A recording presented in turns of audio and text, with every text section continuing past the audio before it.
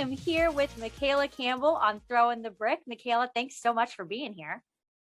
Welcome. Thanks for inviting me. So obviously we are here first and foremost to celebrate the amazing season that you just had. So congratulations on your NAIA championship. Thank you. That was awesome. So not to totally just dive in, but tell me a little bit about what was going on in your mind. Like those last few seconds of the match, you're down against Asia Ray. So tell me what's going through your mind in those moments. The main thing that was going through my mind was like, I gotta go.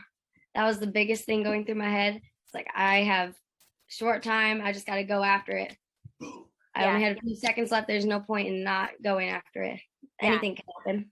It was so exciting, like as a fan, because so often you find yourself watching matches and the wrestler's down a little bit and there's only like 5 seconds left and you're screaming at the TV, like, go, just try anything, just go for it. You got nothing to lose. And then you did it and it paid off. And it was so exciting to watch. It was such a great match. Yep. It was very exciting for me too. Yeah. And I loved too, like so often, even in freestyle, you don't always see those high scoring championship matches because naturally everybody's kind of trying to be a little bit safe. Yep. But you both went out and you put on such a great show. It was awesome. Yeah, it was a very high scoring match. I've had a couple of those now where they've just been really high scoring at the end. Because the rest of them, they didn't go like that at all. Because Asia was the only one that scored any points on me. Yeah. So it was a lot more exciting than the other ones. Yeah. So now tell me a little bit about how this season has been adapting, obviously, with the challenges of COVID protocols and restrictions. Tell me how that's played a role in the season for you. It was really implemented in the beginning. Throughout, we've been doing screening before practice and everything else. And at the beginning, there was a lot more COVID cases going on. Yeah. So before January, half of our team had to sit out for 2 weeks because just the athletics in general was so scared and a lot of people were getting more cases. So before Christmas, it was a lot of, we might not have practice this week, just be on the lookout and whatnot. And then after Christmas is really when we got to hit it hard and it felt more like normal because it was just so different at the beginning part of it. I think a lot of people imagined that if there were other sports not even having seasons, that there was no way that a sport like wrestling, where it's such close contact, would be able to do it. But, across the board, I think that wrestling was a success, this season, even with the challenges. Yeah, I think so too. It was difficult at first because they were like, well, we're not sure if we're going to have you guys wear masks or not yet while you wrestle. I'm like, I don't even think that'll work. It's going to fall off. It'll get all sweaty. And then eventually they were like, well, you have to come with the mask on and put it on afterwards. Or when we were at any like of our duels, we had to have the mask on while we were on the bench. And then when you're wrestling, you could take it off. And that was about it. That would have been a nightmare having to wear the mask. I mean, I remember like even when I wrestled folk style and having to wear the hairnet piece, and you're constantly moving moving it. Because it's coming down in your face. Yeah, so that would have been awful with the face mask. It would have just kept falling. Yeah. So tell me a little bit about your role as a leader on your team. Like if I were to go around and interview your teammates, what are some things they would say about you as a leader on your team? Well, I know personally, whenever I'm working with any of the lighter girls, because that's who I work with, but whenever I'm drilling with somebody, I always tell them what they can do to fix small things. I'm like a mini coach while we're wrestling, because I know I want to be a coach when all of this ends, but I know I always like coach a little bit while I'm wrestling to help them get better. And I think that's really helped a lot of the lighter weights start to embrace that they can be the next me or any of the other girls that are national champions. Yeah. How does that feel to say that, like that they could be the next me? It's so nice, especially after having 3 goes of being second place. It's just so heartbreaking to get there that many times and just fail every time I got there. And then I finally got it this last time. So it meant so much more to me than some of these people realize, because being in that position and then falling short just hurts. Yeah. And then you come back and you fix those little things, and then it happens again and then again, because you're like, third time's the charm, but it's fourth time for me. Never give up. It's funny because like what I'm hearing over and over again that you're saying now with like how you act as a mini coach, even in the middle of practices and fine tuning things with the girls, and then you making those small adjustments. I can tell that you are such a technician, you know, and that you think about the technical pieces. And I think that that's something that gets overlooked when it comes to women wrestlers, is so many of them are technicians, that everything that like every decision that's made, there's a reasoning behind it. In the middle of, it's so strategic. And I, you know, I don't know that that comes from maybe years of having to adjust, because it's not all about strength, you know, whereas I think that sometimes male wrestlers can go a little farther based just on strength before they have to really adjust to the technique piece. But I noticed with women, they just, the technical component of the thinking that's there it's amazing. So I'm not surprised that you were able to make those small adjustments and come out on top at the end. Yep. So now, all right. So did you watch the, did you watch the Olympic team trials? Yeah, I was there. Yeah. Since I wrestled, and then we stayed through the weekend. So I watched all of the matches. Yep. And they were awesome. Yeah. So, you know, I just interviewed Olivia Shore, and we were talking about, you know, she was thinking about already like the next set of Olympic trials, you know, and like what year that would be for her and everything. So is that something that's already in your mindset as well? Yeah, because if you think about it, since this was pushed back a year, it's going to only be 3 years for the next one. So it's coming quicker than we realize. Yeah. Because 4 years, that's a whole college career. Whereas 3 years, you can get in there a lot quicker than you think, especially if you're just starting college and you're getting all that good work in with your team. Like Olivia Shore, when she comes in, she's going to be working, and she'll have that good competition to build her up once it gets to that 3rd year and the next Olympic trials comes around. Yeah.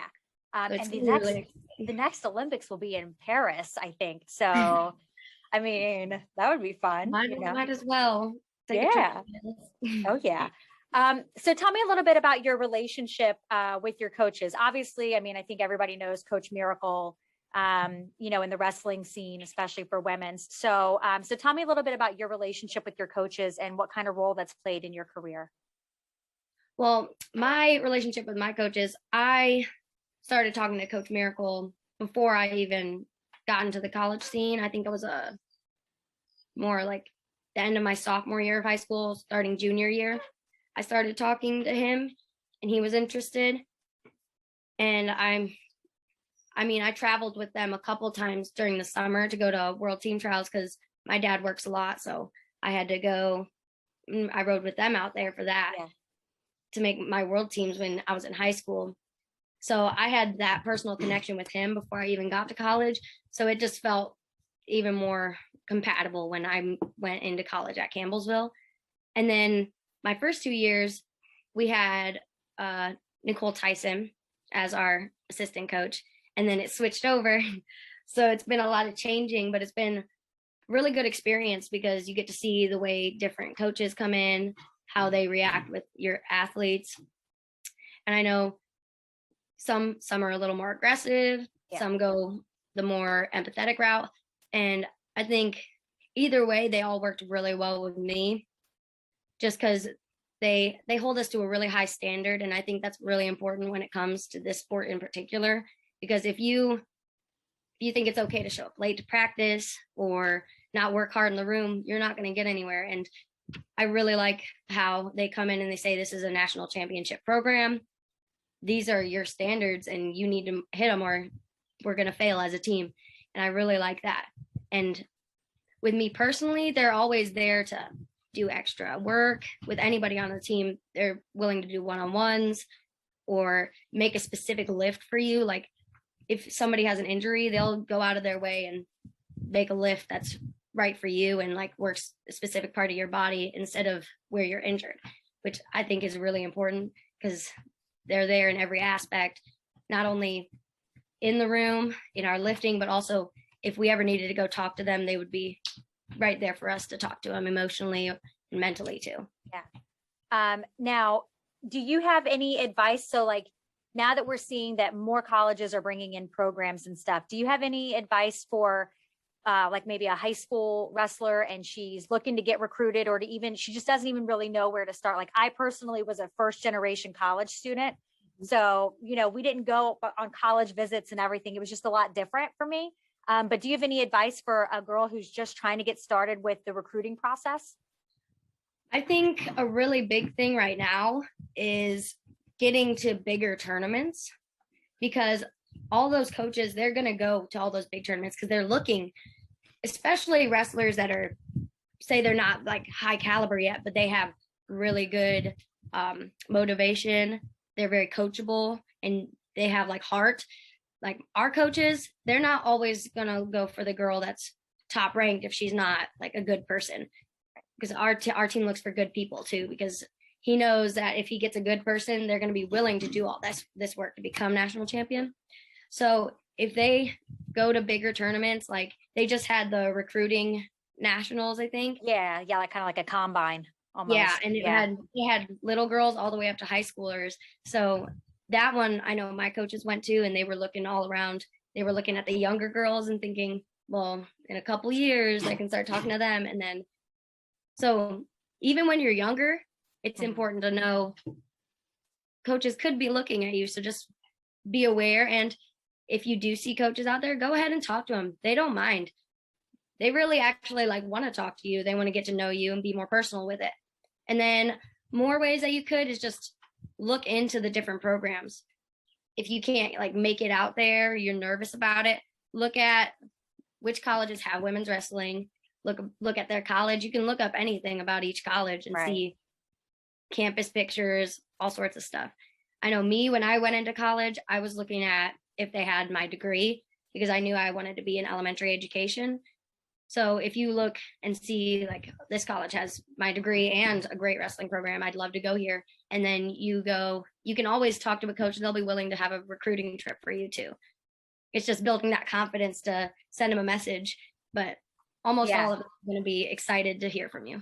I noticed, like, I mean, a lot of colleges now, as soon as you go to anything about their athletic programs, there's like a recruiting form, you know, particularly with women's wrestling, because I think that the programs are very aware that the recruiting process is a little bit different just for going after women wrestlers. So, you know, being able to use things like you said, like looking things up, not being hesitant to reach out to coaches and stuff. Such great advice. And right now there's so many new programs popping up that there's not enough women to even fill them. They have so many spots open, and a lot of these girls don't realize it. But I mean, when I joined college, there was 30 schools that had women's wrestling in college, and now they have somewhere upward most like 70 or 80. Yeah, I was gonna say, I think it's around now. 80. Yeah. And I was like, so in 4 years they grew like tripled in size. So I mean, pretty soon there's going to be a lot more going on. And now they're starting to split into different divisions too. So if you're specifically looking at a specific division that you want to be in, like an NCAA or NAIA, you can look at those too. Yeah. Awesome. So speaking of, like, now I'm thinking in the high school vein of things. So you were a multi-sport athlete in high school, right? What was it? Track and field and volleyball? Yes. Did you do track and volleyball? So do you think that it is really important for wrestlers to continue to be multi-sport athletes in high school? And if so, how do you balance still training for wrestling and not losing that edge while also doing these other sports? See, for me, wrestling was my main sport, and then I did the other ones just for fun. Well, actually track, my dad was like, you need to do track to stay in shape for wrestling. So I was like, I mean, I guess. But yeah, I did track and volleyball. But I think the most important thing is doing it because you like it and because you want to have fun, because wrestling is very mentally and physically straining. So compared to like volleyball or track, it was just a lot more like free, and I could just go out there, do something, and be done with my day. Basically, it was a lot more fun, a lot less stressful on me. And because I wrestled all year round, so that's how I did it. But I mean, I'd say with being in high school, I'd do all the opportunities you can because it's not going to last forever. And just separating things out and being like, well, and okay, so let's think. I gotta pull it all together real quick. No, you're good. You're good. So there's track, volleyball, and wrestling. I split it up in like seasons because each of them was in a different season. Right. Other than wrestling, I did it at the same time. So like with track, it would usually, I'd have to travel a little ways to go to practice. So I'd do track right after school, and then I'd drive to Toledo, and then I'd do freestyle Greco practice during like off season because it's technically off season in track, and that's what I would do. So timing it out and just be willing to give more time to your sports is really what worked for me. Because I know some people are like, I'm not gonna get home till 8 o'clock. I'm like, I went to practice till 8 and I'm heading home. Right. I mean, I think that that's such a great point because the time management that you learn and the self-discipline that you get from doing those kinds of things, it just puts you in such a good routine. And I feel like that makes the transition into college so much easier because you're used to maybe working out at a later time or finding ways to squeeze in homework. You have kind of a different schedule than what other students had. And even though you make those sacrifices, in the beginning, like there's a saying, live like no one else does now so you can live like no one else does later. Yeah. And, you see that. And then here we are now, you think back to all those sacrifices that you made in high school and the things that you gave up to make sure that you had time to, continue to pursue wrestling even during, other sports seasons. And now we're sitting here and you're a champion. Yep. So just a lot of work to put in. And when I look back on it, I don't regret doing any of those things. They were all worth it. Even though, sometimes you're really late, you're like, I don't want to go to practice today. But in the end, once you get there, everything's fine. But it's just taking that step to get motivated enough to go is the hardest thing. Do you feel like you had somebody in particular who was really helping you stay motivated during those times, maybe like in high school when it seemed like a lot to manage, but you were pushing through? Was there anybody in particular that you kind of leaned on for support?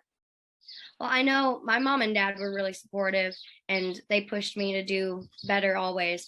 So they were like my main support.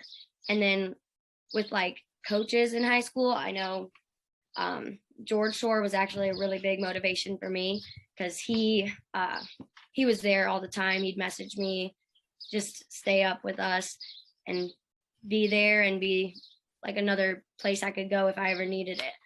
So there's just a couple coaches that were really great in high school that really motivated me because I know my high school career is probably a lot different than a lot of the girls now because like I didn't always feel welcomed throughout school because I wrestled with the guys, so it wasn't always welcoming, and being able to have that outside party that wanted to see me succeed was really helpful when I was feeling like, well, why am I even here if nobody else wants me here, kind of thing.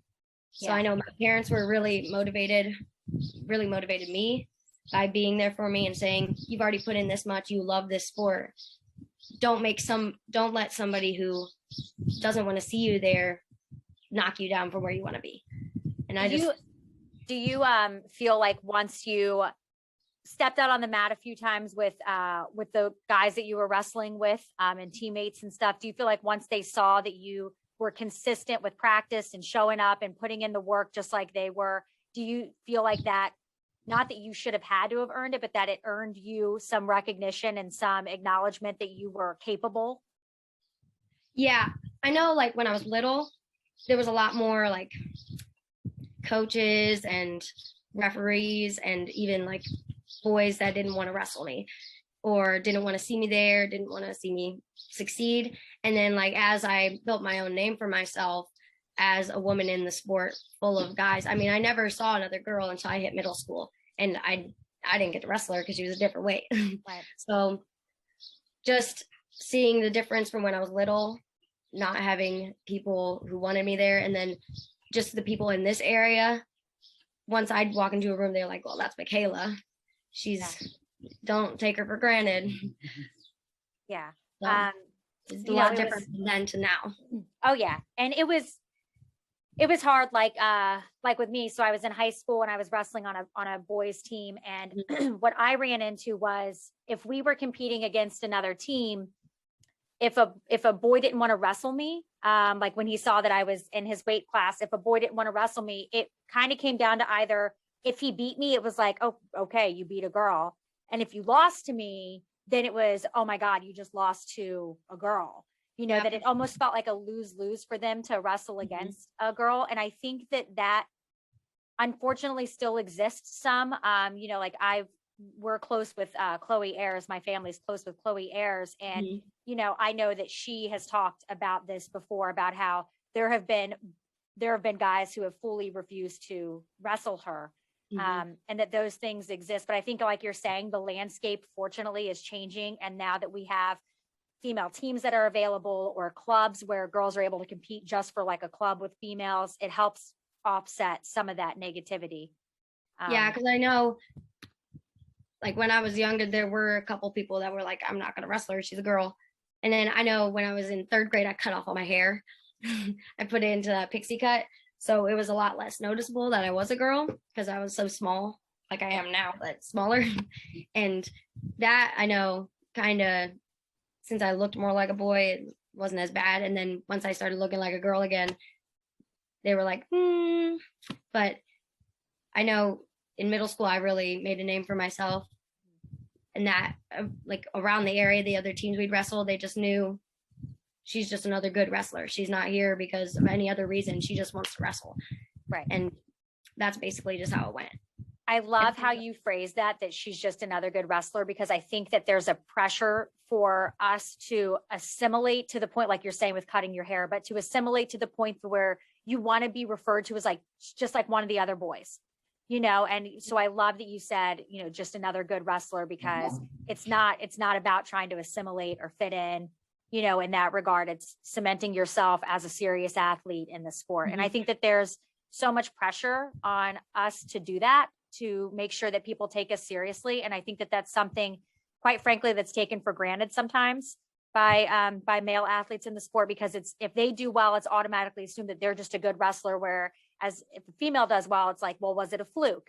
You know, well, who was in the weight class? Oh, well, there were only this many kids in the bracket, you know, and there's always a reason. So they always look at the statistics, who was in there. Like, it shouldn't matter. If I'm at the top, I'm at the top either way. Yeah. Awesome.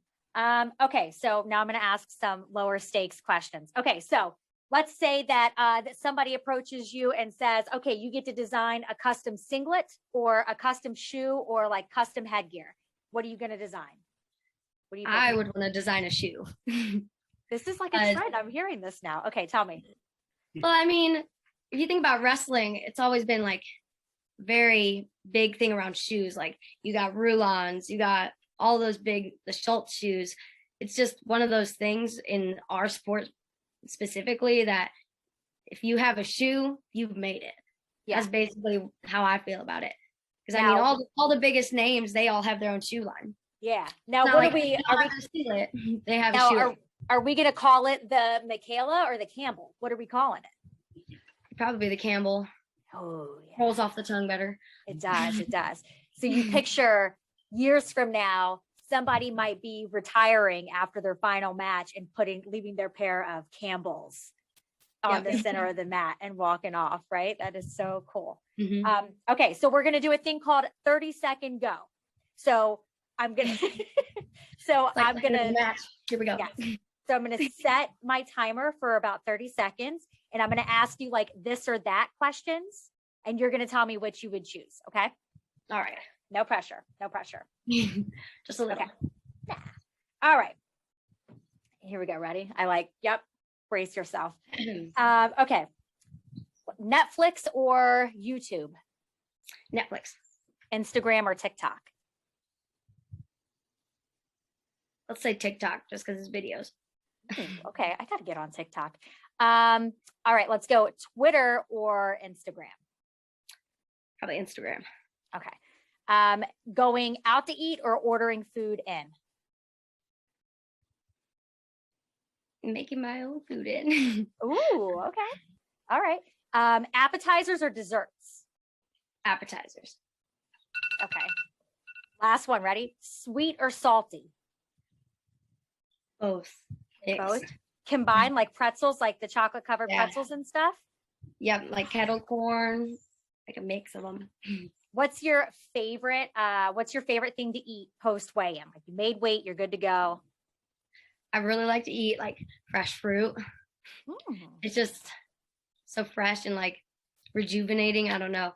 Fresh fruit, and then I really like something like lighter, like maybe like a tortilla with like peanut butter, banana, a little bit of honey, or maybe a little Nutella if you want to get fancy. Sounds Like good. a Now I'm breakfast hungry. burrito with peanut butter instead of eggs. Do you feel like you kind of just eat the same thing consistently? Because I mean, I know lots of people do this, but to maintain at such a low weight for all the way through college successfully, like how did you do that? How did you make that happen? Well, I know freshman year I had to drop down to 101 for the team. That was a struggle, but maintaining my 109 every year wasn't too hard, just because I walk around at like a normal 115, 116. Yeah, so it wasn't too bad. But during season I ate a lot of fresh food. I made a lot of things just myself, because there's not a lot I like that's processed like that. Yeah. And I really like vegetables. So I make a lot of veggies, and then like lighter meat like chicken or fish. I really like those too. So those usually help because they burn off quicker. Like especially like during season when I'm cutting weight, I eat a lot more chicken, fish, and then like vegetables, broccoli, cauliflower, Brussels sprouts, all that kind of stuff. Potatoes. I love potatoes. Oh, just a healthy eater all around. And then, once you get out of season, then you're like, oh, you know what? Maybe today I'll go and get some Burger King or something like that. And it's like, I think I earned it. I can get some of this. But then once I eat it, I'm like, eh. Yeah, feel awful. Okay. Yeah. Oh man. I just feel better when I eat those things, as like physically. Do you think that so when you first start out in college, how do you kind of make that happen and stick with that healthy eating when you don't have as much like access to resources that you need to be able to cook and stuff? How did you manage that? All right. So I was actually in the dorms my freshman and sophomore year. So I went to the CAF, and our CAF, they had like a self-cook area. And in the mornings I would make like my own little like egg scramble with stuff in it. Yeah. But now with COVID, they don't have those anymore. So just finding the better options out of the bunch is what I would try to do, because there's always going to be those unhealthy options, and just being strong-willed enough to make the right decision when like, this is right there, I could eat it. Because what's really hard with our CAF is that they have desserts at all times. There's just a dessert bar in the back. So, when I know an easier way to get through it is like eat healthy here, and then, have a little bit of ice cream afterwards. Because if you just take away everything, at one point, you're just going to like jump on all the junk and the nasty food. So if you just like allow yourself to have those little things every once in a while, just have it in portions, not sit down, eat a whole bag of chips. Like say, I'm going to eat a little bit of chips with my meal today.